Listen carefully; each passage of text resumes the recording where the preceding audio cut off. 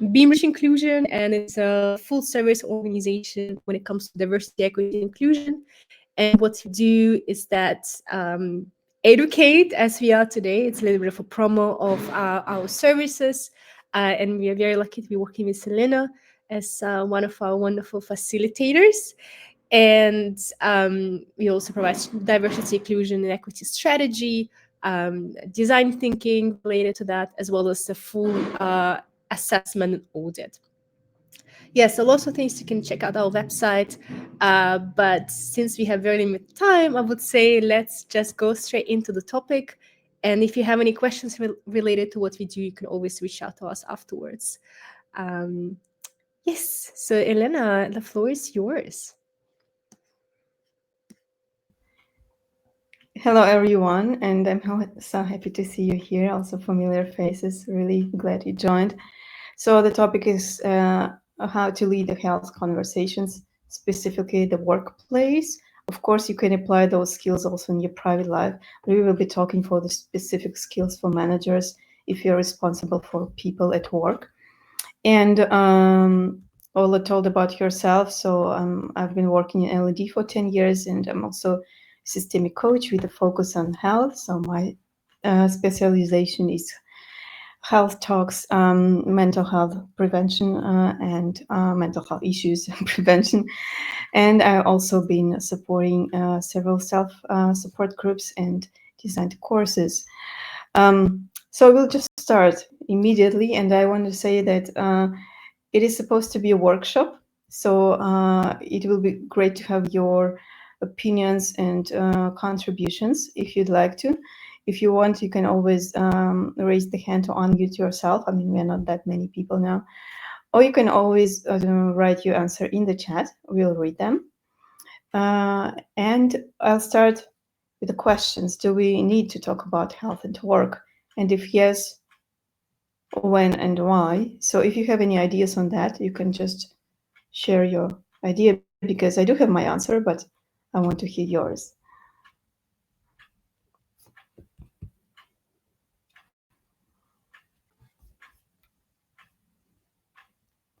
So I see yes. Or you can do a thumbs up. Definitely yes, yes. So I hear only yes, even with the hearts. Yes, so my answer is also yes. And I would even emphasize it doesn't matter if it's work-related or private issue. In the end, there are certain state regulations. I mean, depending on the country you work in and live in. So the company is responsible for safe environment at work. And it doesn't only mean the proper desk and the lighting. It's also a safe psychological environment. So it's the law. And beside that, it's also, of course, financial aspect. So we all know about the longer sick leaves because of the health issues, presenteeism, and turnover, but also it highly impacts the company culture. I'm sure all of you who are already there on the webinar and workshop know about that, but still it's worth mentioning that it's definitely worth it, not only because of the human aspect of that we want to be better managers to our people, but it also really impacts the financial side and the reputation side of the company. So if you decide to lead a health talk, there are several factors. Yeah, will it be successful or not? So first of all, it's the general trust the person has in you and in the company. So of course, if you all of a sudden invite the person to the health talk and the person doesn't know you, and maybe in a year you have never shown interest in this person, most probably it will take some time to encourage the person to open up. You've been on the side of this person for a long time, you have a relationship with the person, it is more possible that it will be successful and efficient. And of course, the company itself, the company culture. The main concern I faced with health talks is that the person is concerned if this information may be used against them later, for example, in terms of productivity or some character traits and so on. So you can be perfect manager in terms of how you lead the conversation, but if the trust is not there and it's not something we built in one day, most probably it will not work out. So let's keep in mind we do need trust to do that, of course, as in any other relationship in life. Of course, it does matter how to lead the conversation, how to prepare that. So that's our topic today. And it also, of course, it's not only your work to participate in this talk. It also depends on the person you talk to, how it will be perceived. So you can be the perfect coach, the perfect manager, but it will still not be accepted and not well perceived. So don't take it personally. Sometimes it happens also. It's not always because of you. Okay, we will go straight to the exercise in a minute. I want to mention the topic that is clearly very, very important for me. Usually it's mentioned in the end of the trainings. I mention it in the beginning. My concern and the concern of many managers I talk to, or many CEOs I talk to who want to introduce some health topics, is that maybe my employees will think that we will take care of everything now, and we will be their therapist, and we will provide them all kind of supports. I mean, we are not ready, or we don't want to. So it's not the case. You as a manager or a team lead or HR person, you're not supposed to fix everything. Your responsibility is to address the issue and to look for the ways to support. So you're not a fixer, you're not a therapist. So there's a clear boundaries. And you have your working time, you have your responsibilities. So you're not a best friend or buddy of this person. So please be sure you remember that it's not now your job to fix the problem. However, it's your job to address it and to recognize when to address it. We'll talk about it also in a minute. And we need to be aware that our team members also have their boundaries. And according to the law, at least to the German law and to the law of most countries I know, your team members have the right to keep all their health information confidential. So we cannot push for any details. And our employees are the ones responsible for accepting support you give them. So it's also important to know. So you can offer everything, but if the person doesn't want to accept it for any reason, it's also not your fault. Yeah, so with these boundaries, it's clear that we do need to address, we do need to offer support. However, there are clear frameworks for that and clear boundaries. So we don't have a magic pill for everything, right? Okay. And so now I invite you to do an exercise. And you will read this case. And I invite you to observe what are your thoughts while you're reading that. Nothing else, no action, nothing, just how do you feel about it? What do you think? We'll have like 1-2 minutes for that. And when you're ready, just please give a thumbs up, like give a smiley or some reaction. Let's start.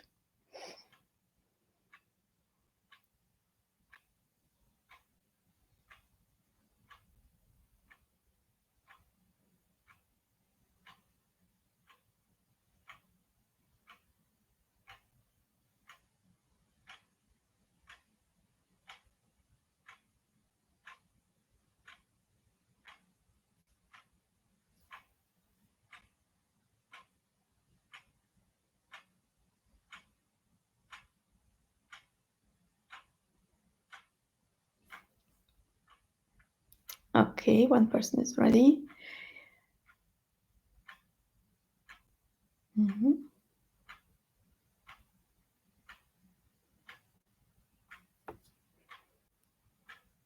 Okay, great. So now I invite you either to unmute yourself or put in the chat, what thoughts do you have? And not like how would you fix it or something, just whatever came up to your mind while reading that. Any assumptions, any thoughts, anything. Feel free to put it in the chat or unmute yourself.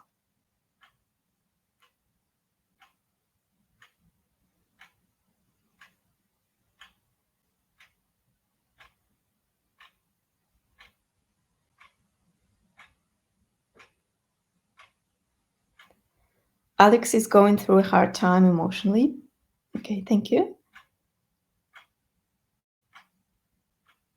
First thought was that it could be something in his private life, but can also be work-related. Great. Or bullying.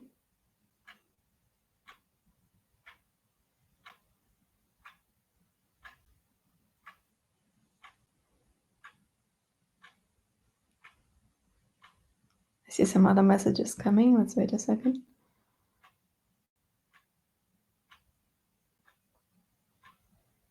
Seeking a one-to-one with this employee would be essential.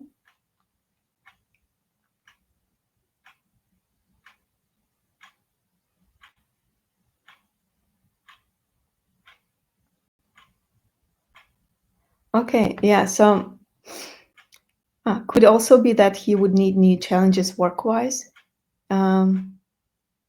If he's bored, personal issues with colleagues, conflict.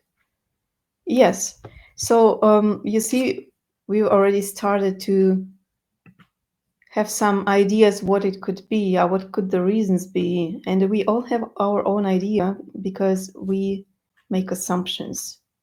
And here are my assumptions, for example, or maybe some assumption that one may have. I'm pretty sure it's this, or maybe it's this.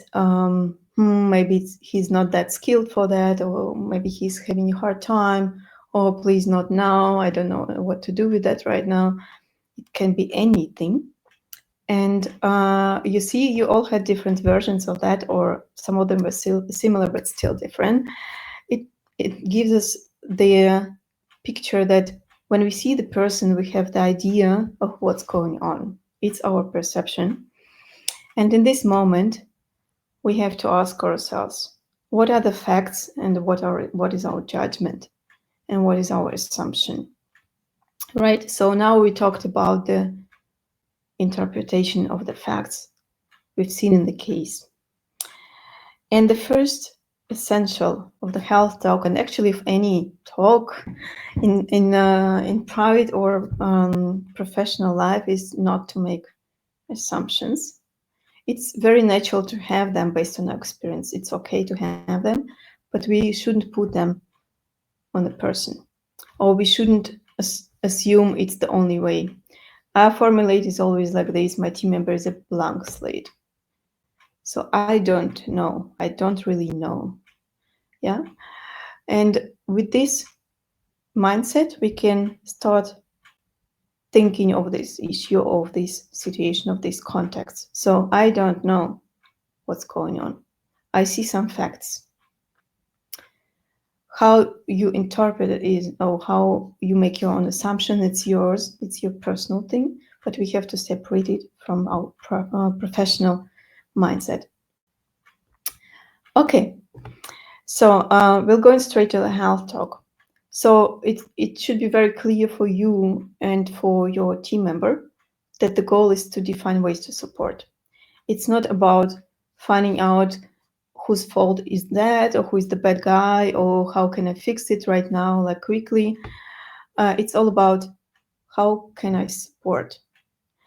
And our tools would be empathy, or our skills would be empathy, active listening, open questions, boundaries, focus on resources. So these are actually coaching skills. And most of our talk today will be also based on certain type of coaching skills relevant for the health talks. So the general steps would be the preparation. First, you recognize the need, and many of you already recognize the need while reading the case, right? I see these facts. I feel we have to talk. There's a need for the talk is the first step. And then you prepare, and I wouldn't skip that step, especially if you are new to giving or leading health talks. Lead the talk, follow up, and evaluation and further adjustments. So let's go straight away to recognizing. Yeah, when do I need to recognize? when do I need to address a health topic?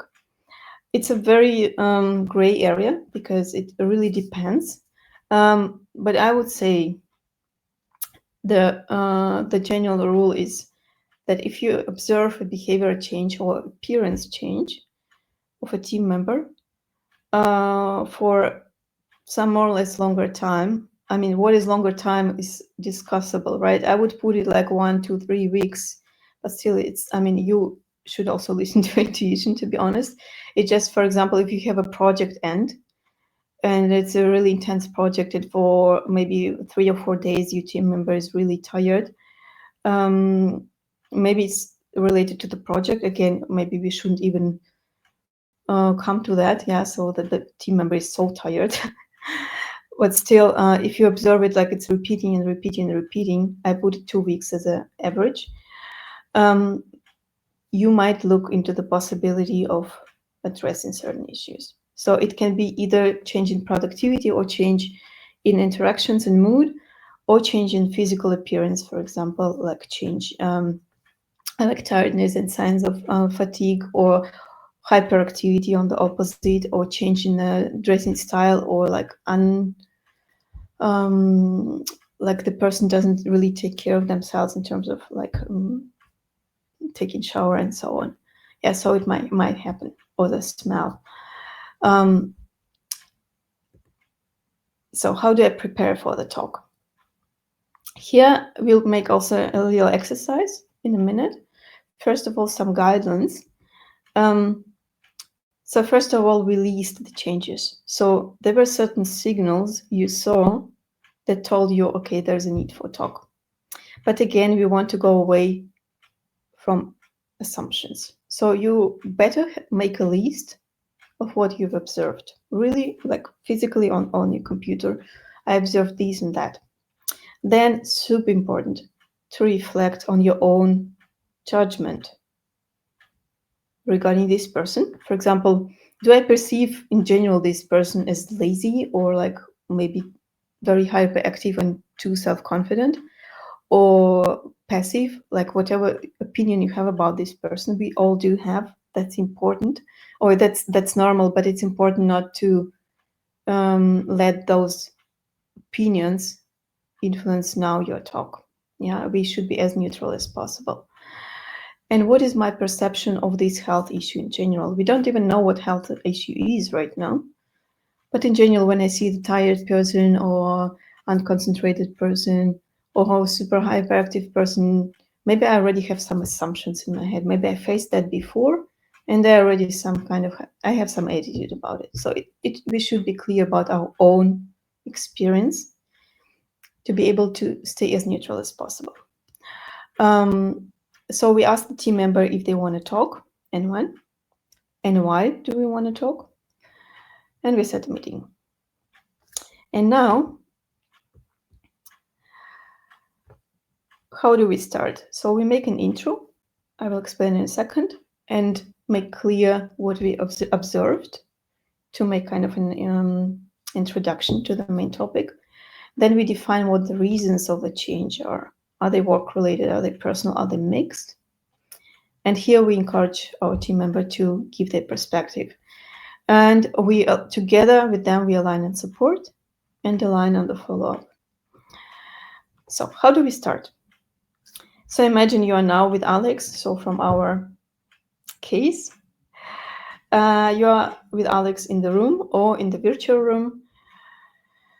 So your responsibility as a manager to say that it's not just because you want to do it, it's also your responsibility as a manager to address. Because of the occupational health regulations and safety, you're responsible to address this issue. First, then show some empathy and say it's not all normal. So it's not that it's a unique case and it's something that we've never faced before. So let's just figure that out somehow. No, it's normal. It can happen to everyone. It happened to me as well. And here we try to find ways to support you. It will not be turned against you. So we're here to support. And you share only what you want to share. it is confidential, and you have your right to keep everything you want confidential. So we cannot push for anything, and we shouldn't. Okay, now we come to after this like short intro, you actually come to your part. You describe your perception, right? Because you have the reason to start this talk. And now my next exercise to you, I will show you several phrases that from my point of view are not that helpful. And I ask you to rephrase them or give maybe some alternative how we can better use them in the health talk. So, okay, you can type them in the chat or unmute yourself. So, you became quite slow and non-responsive. How would you say it in a better way?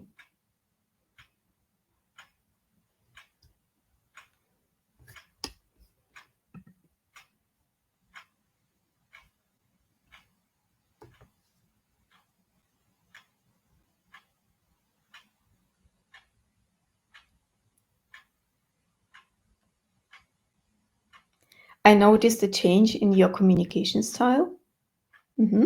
I've noticed it has been more difficult to approach you recently. Yes?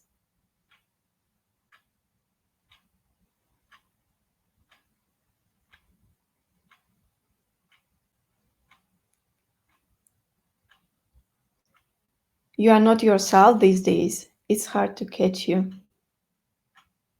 Thank you.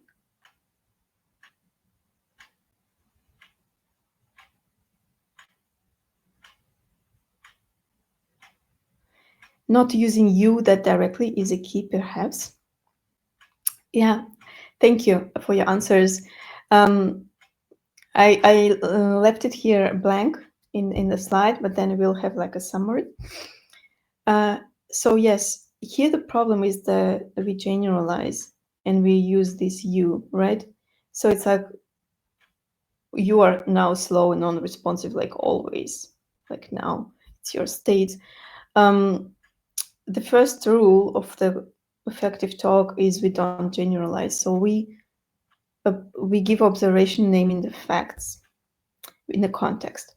So it would be important here, and this is why we need to prepare for the talk to make this list of observations. When did I observe that? How many times I noticed it? In which situation I noticed it? So we don't give any adjectives or like description to this person like you are like this, but we do this in the context. In this situation I noticed, or in this meeting I noticed, or during this project phase I noticed you you answered like 3 days later, or in the conversation with a colleague X I noticed that you missed in this. So we are sticking to facts.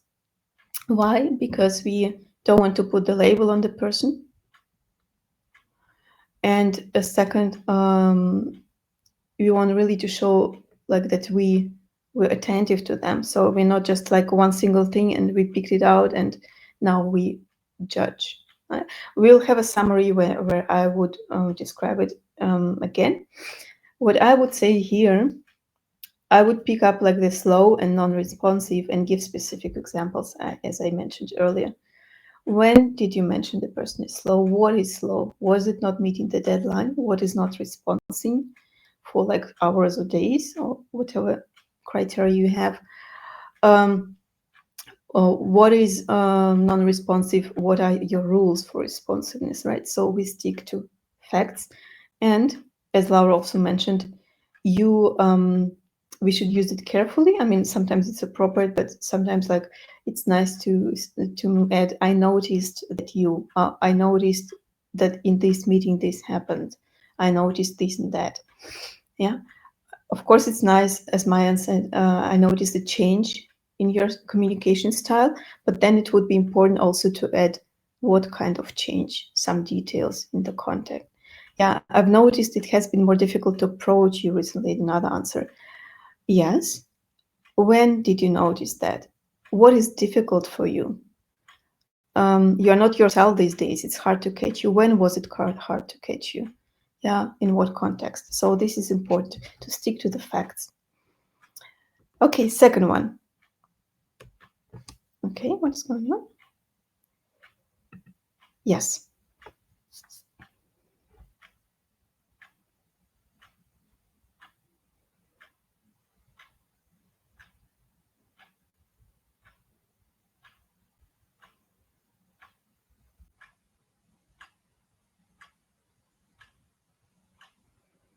What would be your alternative to that? If you would like to, maybe it seems okay for you, then type it exactly like that. I think it's okay.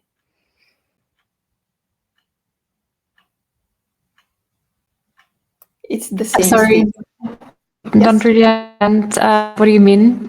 Could you repeat? Yes, Victoria. I mean that this statement, I consider personally myself, or as a professional, that it's not that helpful to use in the conversation. But it's the same statement that we have already analyzed, no? Or am I wrong? Really? You don't see the second statement? We will not meet the project deadline if we don't clarify. No. Personally, I don't.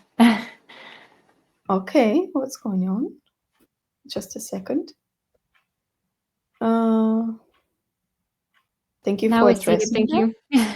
you. Yes, now you see it. Okay.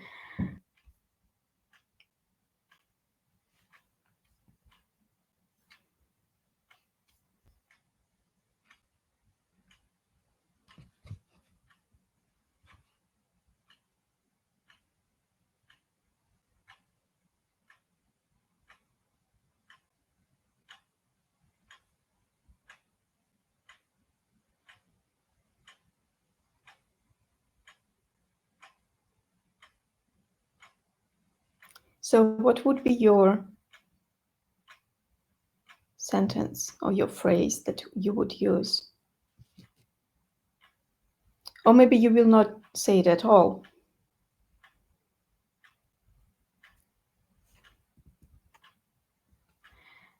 Something along the lines. Would be good to understand if there is something we can do to support you. Yes, thank you.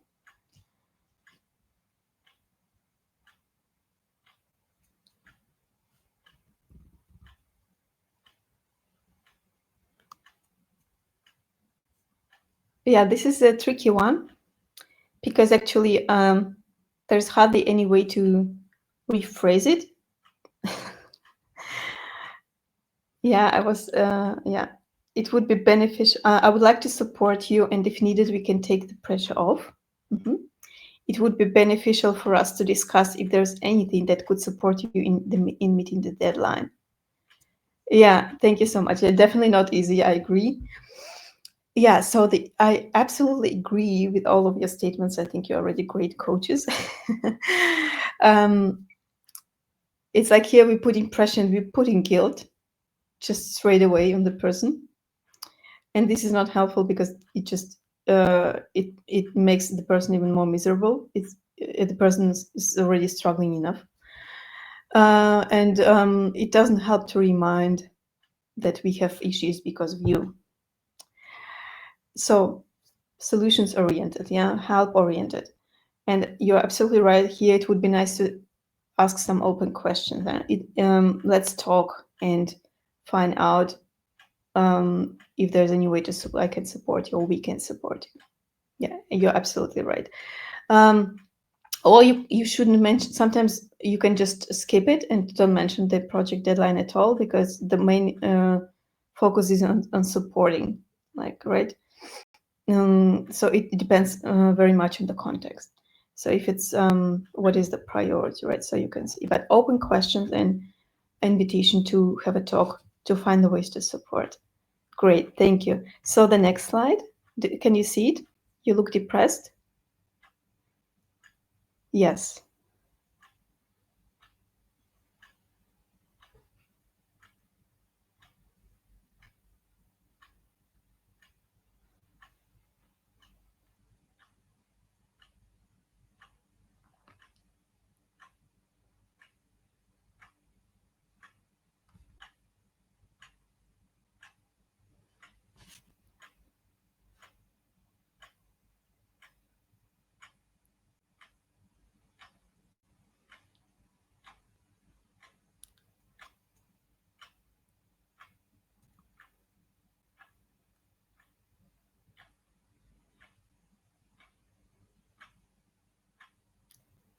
I feel something is not going well, but I can't put my finger on what it is. Would you like to share with me? I noticed that there has been some tension lately, and I was wondering if there is any support required from our side. I have been worried about you. Is everything okay? Okay, thank you so much. It all sounds really respectful and compassionate, empathetic. One more message coming. Yeah, it's difficult. Yes, it is. It is. But we'll learn about more best practices in a minute. Yeah, so I really like that you underline your perception. So I noticed, I feel something is in there.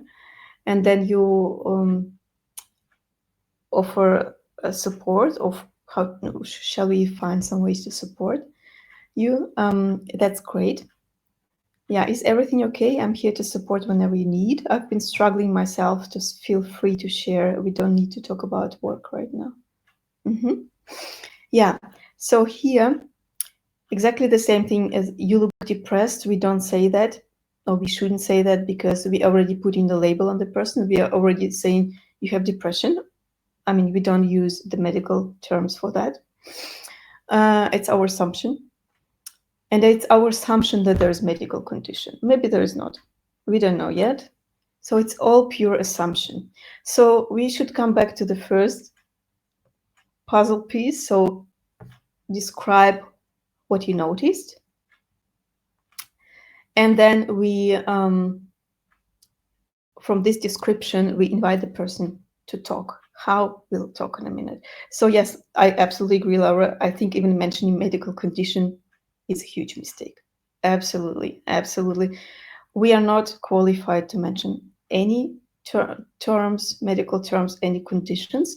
We're here to express what we observed, not more, not less, and invite the person to share their perspective.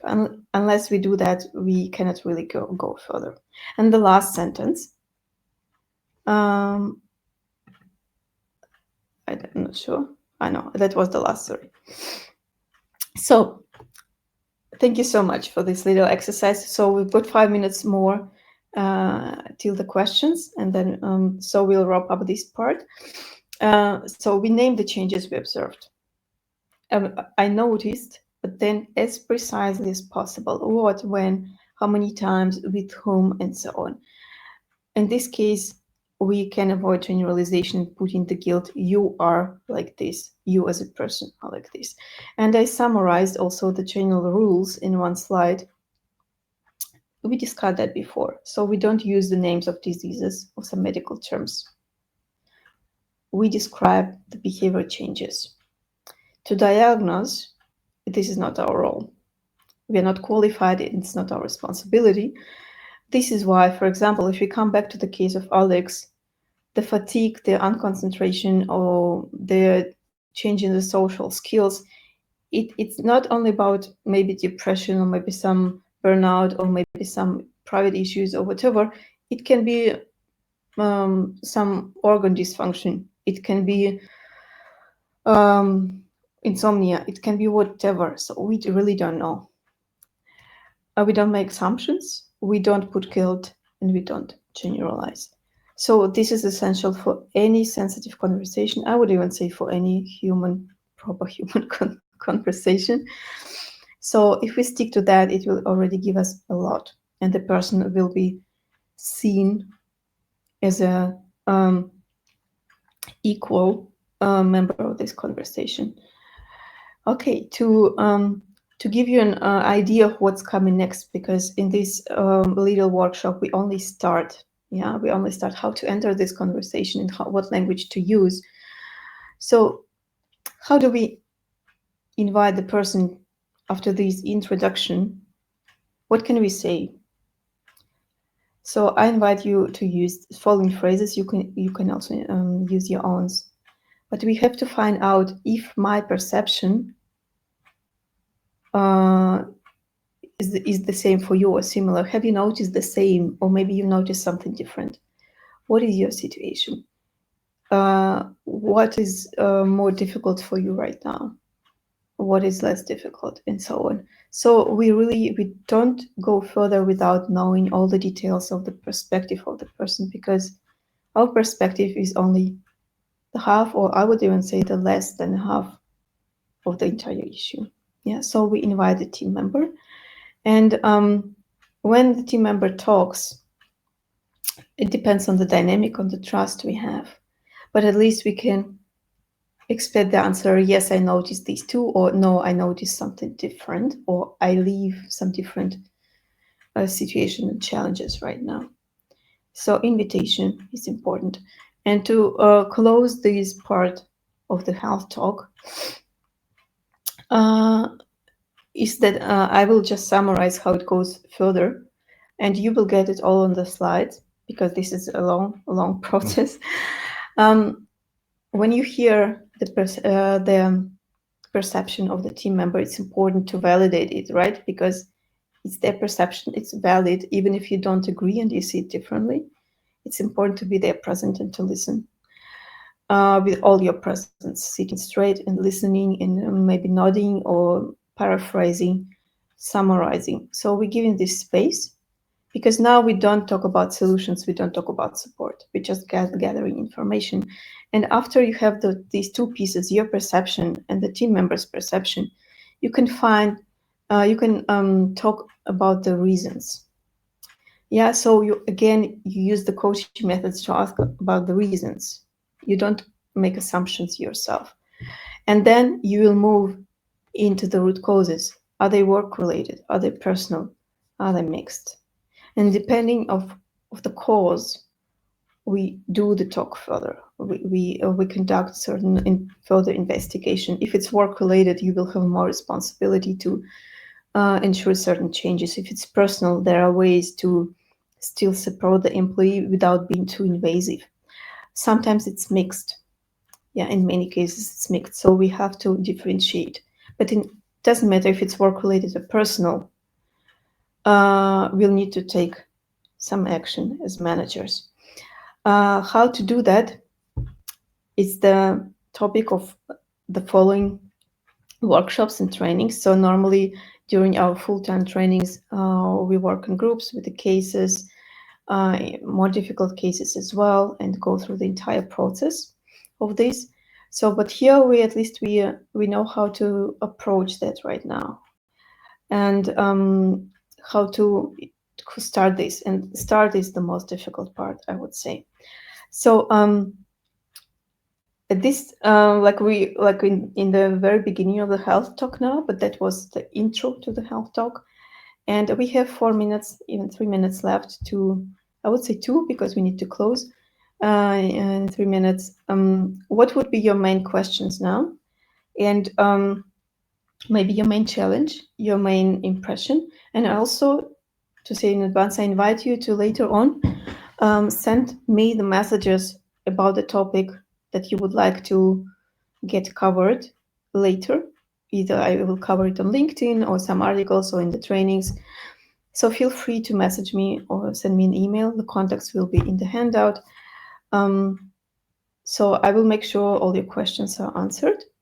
So what are your main questions now? Do you have any?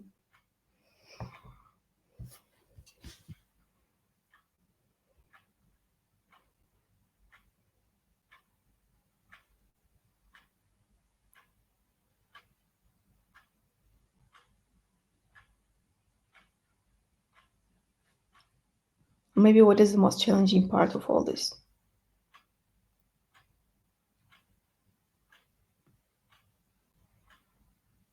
See hearts coming. Thank you so much.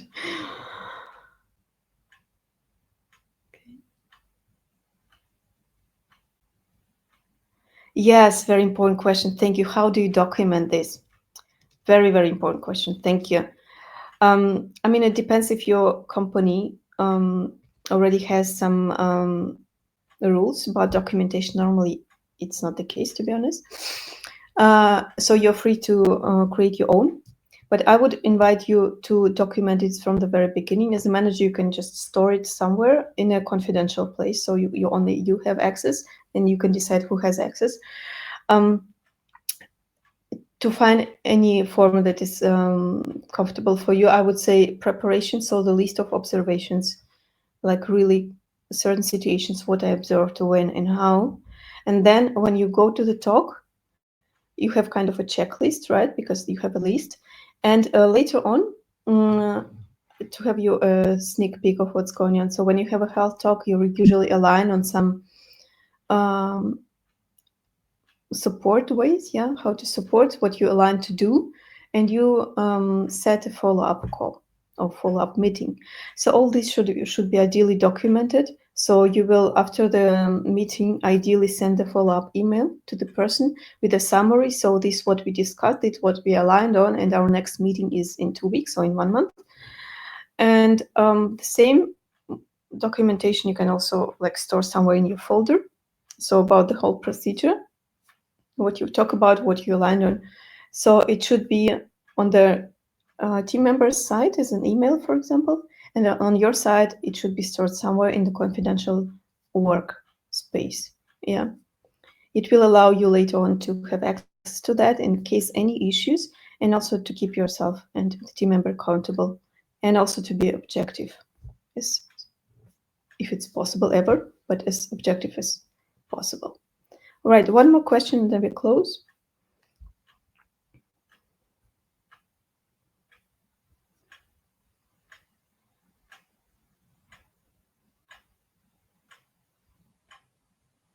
Something is coming. Let's wait.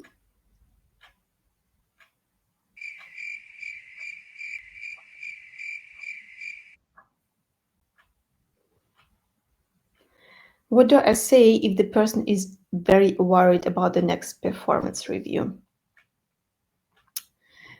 Yeah, it's a brilliant question. Thank you. It's a very common situation, right? Well, we sometimes this, or very often, this worry also the part of this, or maybe the part of health issues. They don't want to talk about this too much because the view is coming and whatever. First of all, we do not start with our assumptions, already solutions. We always ask questions. So now when the person says, or we see they are worried, or they say, I'm very concerned about the performance review, we should stop ourselves and instead of giving some statement, we should find out more. So we are acting out of position, I don't know. Again, I don't know anything. So we ask the question, is there anything specific you're worried about? What makes you feel concerned about it? Is there any specific situation that makes you concerned? So we do not go further without asking questions, and keep asking, and what else? And what else? And is there anything else?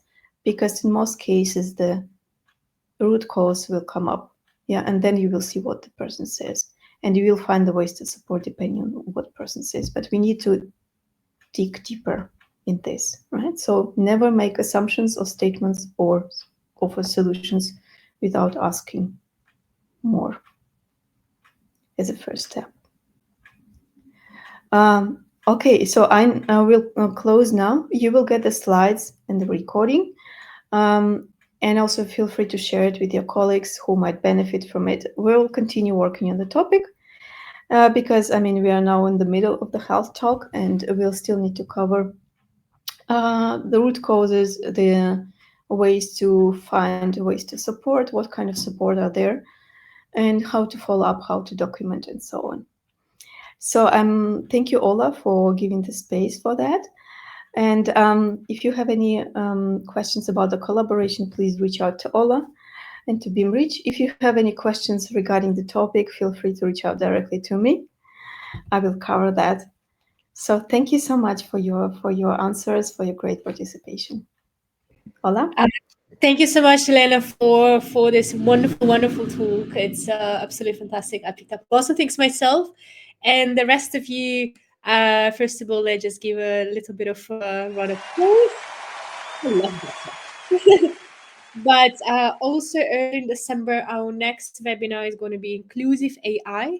So if you're interested in the topic related to technology and how to make sure that AI, because it's hot right now, inclusive AI, as well as other things related to technology.